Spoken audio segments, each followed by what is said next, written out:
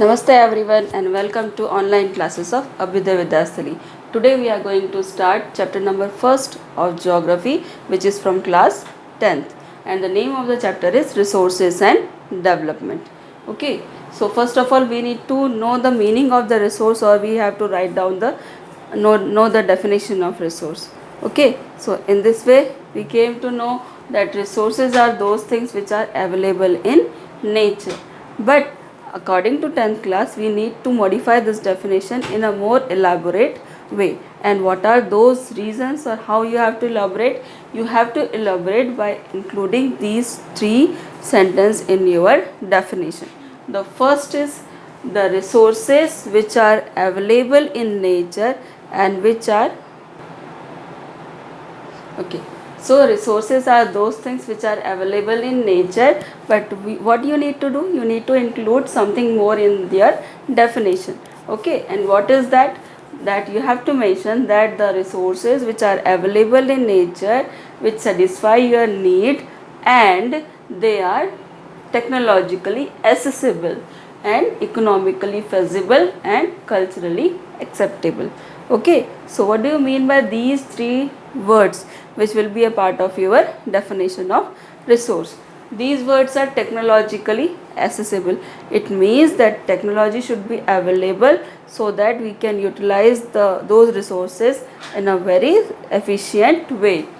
So in this way, technologically accessible resources are those. Next one is economically feasible. Some resources are very expensive and our pocket is not allowing that we should consume those resources. So the resources which our pocket is allowing, so that we are in a position to purchase those resources or apply or to invest money on those resources. So that means economically feasible. Next is culturally acceptable. Our culture is allowing us to accept those resources. Actually what happened in some of the Hindus family, non-veg or alcohol is not taking as a good thing, so they are not consuming it, they are not using it.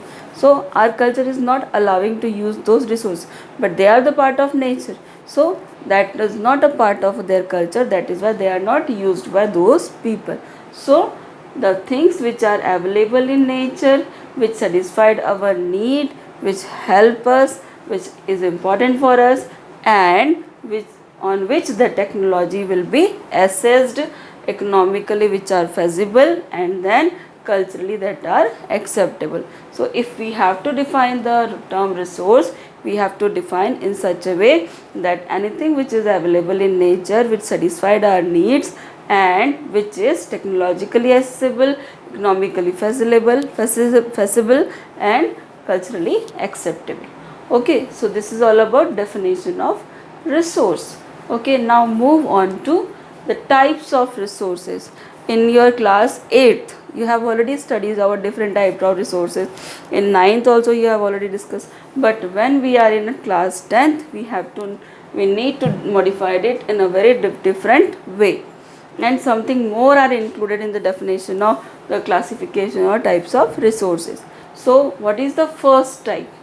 First division of resource is based on origin. Okay, and this means that the resources which are biotic and abiotic in nature.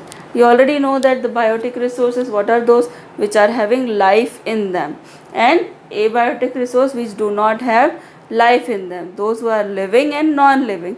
In junior classes you read about living and non-living. So in the same way, on the basis of origin, these resources means biotic and abiotic are the type of resources, and this is the first type of resource. Okay, how you can give the example of biotic and abiotic? Biotic means all the vegetation, natural flora and fauna, they are the part of biotic. Abiotic means all the minerals, rocks, all these things are abiotic. Okay, now move to second type of example, that is on the basis of exhaustibility. This term also you know about it, that renewable and non-renewable, which can be renewed, okay, and which cannot be renewed. So on the basis of exhaustibility there are two types of resources, and what are those? Number one is renewable and another is non-renewable. How we can differentiate renewable and non-renewable resources? Renewable, which can be renewed. Suppose water gets evaporated and come back to earth in the form of rainfall, that is a renewable source of an resource, type of resource. And then if we are burning a piece of coal, we are burning a piece of wood, we are burning a piece of paper, that will not come back to us again. So in this way, these are the example of renewable and non-renewable resources. Okay, now next is on the basis of ownership. Which resources which are owned by some of the resources are consumed by a group, some of the resources are consumed by a nation. Okay, so in this way we can divide resources on the basis of ownership, and that is 4 categories. Number 1 is individual, that belongs to a particular individual. Community means that is belonging to any group of people. Nation, that means the resources which are in the particular nation and the people of whole nation are consuming those resources. International, that is basically related to the boundaries which are shared by 2 different countries or more countries. Okay, oceanic boundaries are also comes under international resource. So regarding this we are going to discuss further. Okay, now move to next, that is on the basis of status of development. Some resources developed gradually, some resources developed very fast, some very slow. So on these basis we are dividing the resources on the basis of development, that is in again 4 categories. And what are those 4 categories? Number 1 is potential, number 2 is developed, number 3 is stocked, and number 4 is reserve. Okay, now let us discuss all these resources in different categories. What we have discussed first, biotic resource. Biotic resources are obtained from biosphere. They are the part of biosphere, and the examples are, number 1, we human beings, we are the example. Then flora, fauna, fisheries, and all the livestock which are available in nature, which are having life, that is known as biotic resource.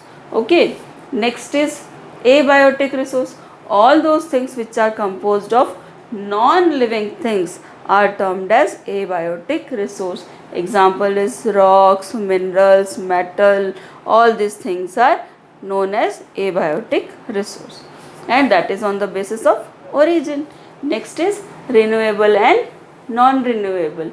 Renewable resources can be renewed or reproduced by. Now here the definition got changed, that renewable resources, they are renewed but they need a certain process. That process may be physical, chemical, mechanical. Okay, so in that way when we are applying certain chemical properties, certain physical force or mechanical process in any particular resource, then that will be a part of, that can be renewed. So in that way we can say that that is a renewable resource. Okay, next example of this renewable resources are solar energy, wind energy, water, forest, and wildlife. Okay, so you may say that the wildlife and forest, how they are renewable resource? They are renewable resource because they are coming back to earth again and again. When we are sowing the seeds, we are getting back the same plant, okay, in the form of saplings. It grows and converted into trees, so that is a renewable resource.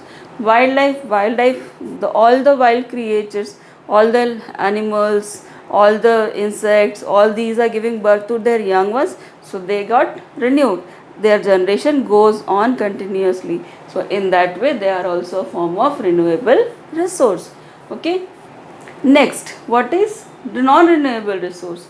Non-renewable resources are those, they are the part of nature from a very long duration, and they are not increasing or decreasing.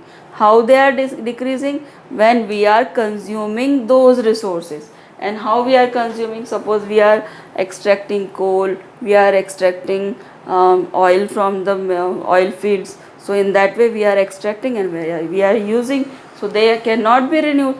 If we are not in a position to renew those resources, what happened? Once they will be exhausted from earth. So in this way resources are renewable and non-renewable also. Okay, next, individual resource. Next is individual resource. If a person is owning any particular resource like any farm, any house, any piece of plot, that is known as individual resource. Means a single person is having right over that particular resource. Examples are your house, your plot, your farm. Okay. Next is community resource. Community resources are those resources which are jointly consumed by a number of people or a group of people.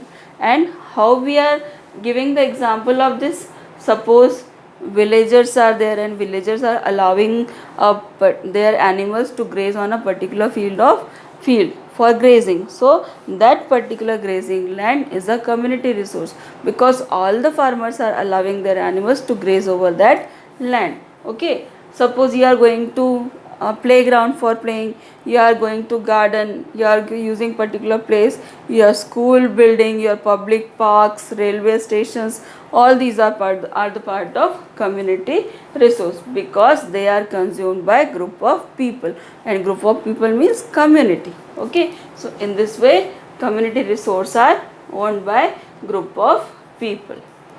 Now the fourth category, and the fourth category is national resource. The resources which are the coming under the boundary of any country, that are the part of that nation's resource.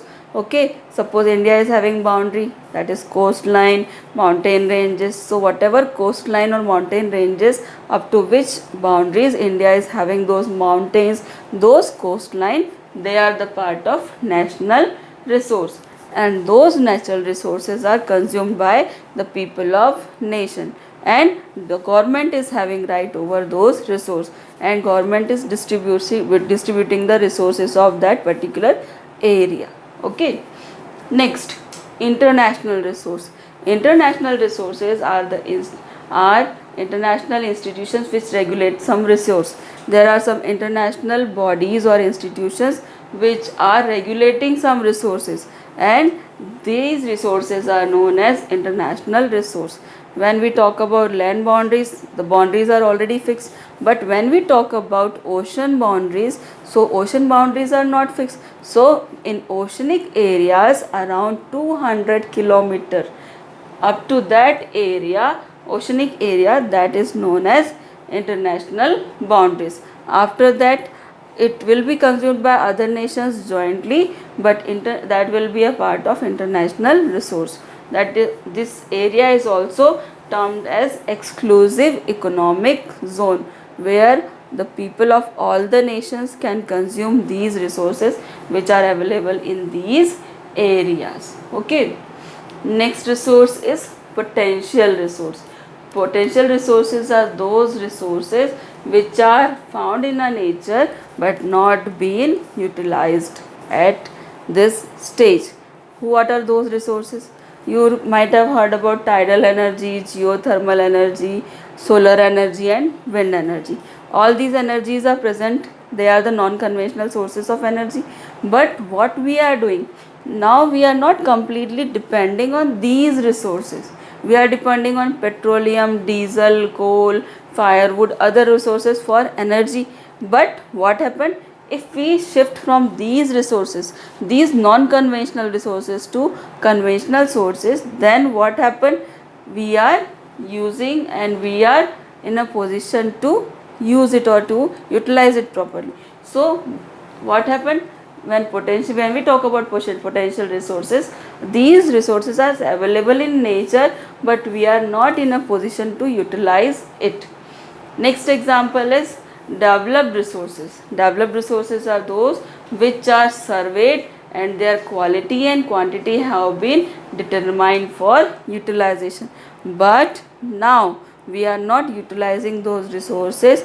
We will try to utilize those resources, but after a certain duration. So in this way, these are potential as well as developed resources also. Along with it, we are having two more examples, that is stock resource and reserve resource. Stock resources are those which we are having in stock and we are not started using it, as well as reserve resources are there, which we are having, and we are reserving it for coming future.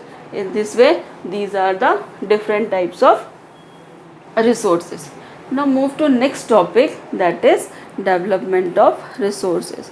Resources, how we are defining resources, that it is a part of nature, it is fulfilling our basic need, and we are depending on resources for our so many needs. So that is why there is a need to develop our resources also, or utilize it in such a way so that it will be there for our coming generation also. So that is why we have to develop our resources also. So why we have to develop? Because we have to conserve those resources, we are depending on it completely. And now what we are doing, actually we are depleting the resources of the nature for our greed. Actually what we are doing, when we are having ample amount of water, हमारे पास बहुत ज़्यादा पानी है, so what we are using, we are using showers, and we are using exploiting water, we are allowing water to discharge everywhere, so we are unnecessary wasting the water. Okay, when washing our vehicles, so many things. So what we are doing, we are not saving, we are not trying to save water. So what we are doing, unwantedly we are depleting our resources. So what will happen, after a certain stage we are not in a position to get those resources back. Okay, petroleum are such example, coal are such example. So in that way resources are very very important for us, very very need, we are in need of those resources, so we have to utilize those resources also. And actually what happened, resources are not distributed equally on the earth. Those who are rich, they are having ample amount of resources, but those who are poor, they are not in a position to purchase those resources, they are not having sufficient money. So what we need to try, we try that the resources or the things should be distributed equally, so that everybody is using it in a equal way. So the thing should not be less for anyone, or should not be more than enough for anyone. Okay, so indiscriminate exploitation of resources has led to global ecological crises such as global warming, ozone layer depletion, environment pollution, and land degradation. Now let us understood these concepts. Okay, what are these concepts? First, global warming. What we are doing, we are cutting down trees for our selfish purpose. So what is happening, the global warming occurs when trees are continuously, so it is resulted in the global warming. It deplete our ozone layer also, it increase the amount of carbon dioxide in our atmosphere also, and because when this carbon dioxide got increased, the ozone layer got depleted. Okay, then when pollution took place, and our environment got polluted, and because of that land also got degraded. Land degradation, how it happens, when you are using extra chemicals, fertilizers, when we are soil erosion took place. So how soil erosion took place, because when we are cutting trees. So in this way we have to save our environment. Okay, now once again I am going to discuss the distribution of resources. So let's move to this table. Now resources, now if we are dividing the resources, so the first category is natural and human resources. Okay, so first we are going to discuss natural resources. So natural resources, how are these resources distributed? Natural resources are again distributed into renewable and non-renewable, which can be renewed, which cannot be renewed. And then renewable resources are again distributed into continuous and biological resource. Continuous resources means those who are solar energy, wind energy, they are continuous resources, they are continue in nature. Okay, wind is continuously blowing, sun rays is continuously coming to our earth, so that is why they are continuous sources of energy. Okay, then biological resources. Biological resources are again categorized into two parts.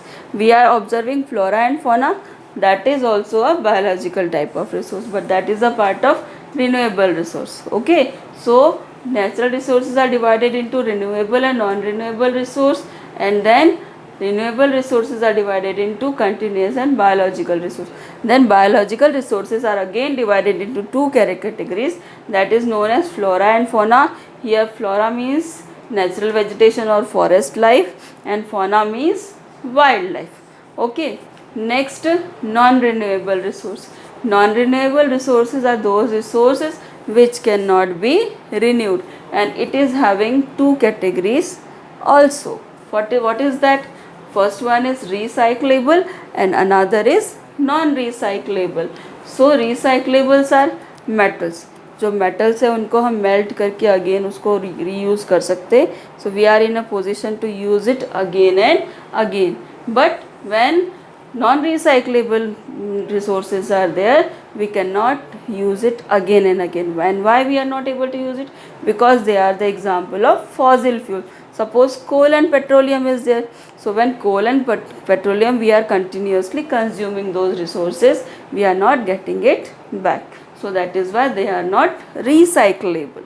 Okay, so in this way natural resources are of this much categories. Now move to next resource, that is the another type of resource, human resource. And human resources are of two types. First one is structures and institutions. Different buildings are there, different institutions are there. Institution means your school, colleges which are running through different bodies. Okay, so in this way that are structure and institution. So those human beings who are the part of those structures or institutions, they are known as human resource. And next is quantity and quality resource. How much quantity is there for those resources and how much quality they are having, that is also part of human resource. So human resources are categorized into again two categories, that is structural and institutional, and then quantitative and qualitative. In this way we are distributing resources on these two basic branches. And what are those two basic branches? Number one is natural and number two is human. Okay, now the most important concept is resource planning in India.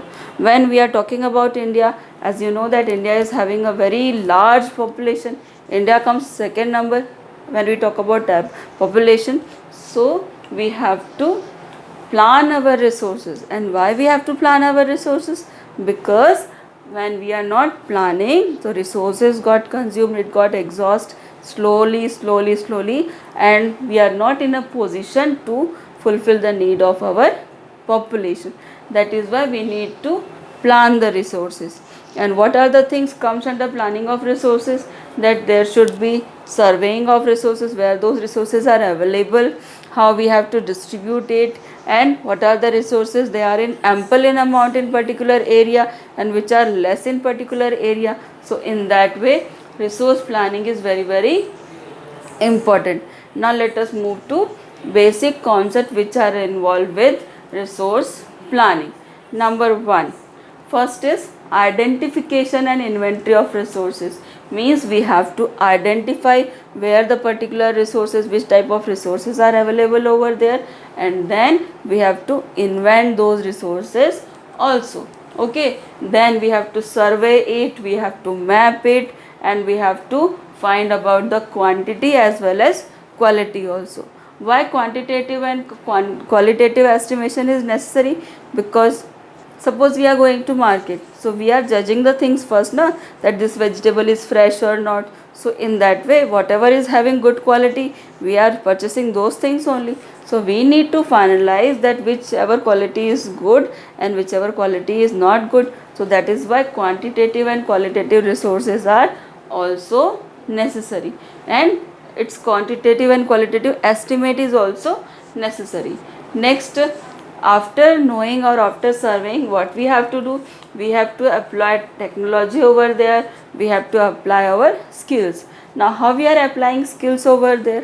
When an architecture is building a design, when engineer is using his techniques, so in that way what we are doing, we are implementing our skills, and then institutions will be planned.